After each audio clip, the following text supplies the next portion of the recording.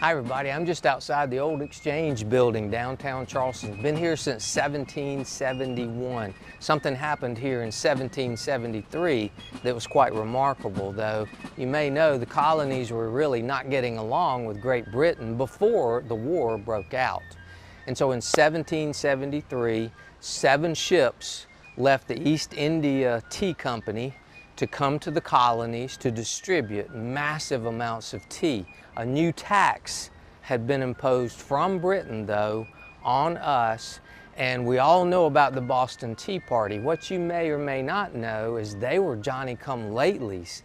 This place right here saw the first tea rebellion. 13 days before Boston, something happened here out in the harbor, and I'll tell you what it was. So Christopher Gadsden gave the captain of the ship a stern warning: do not offload the tea. We're not buying it, we're not accepting it.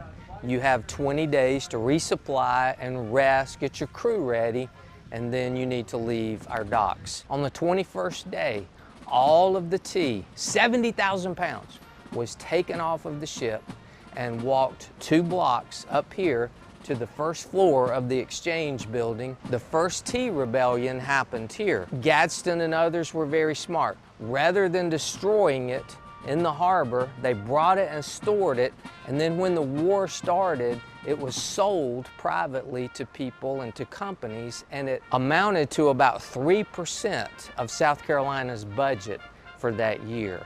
And much of that, of course, went to the war effort. So we have a lot to be indebted to of patriots and liberty fighters like Christopher Gadsden and many others down here. 2 ironies.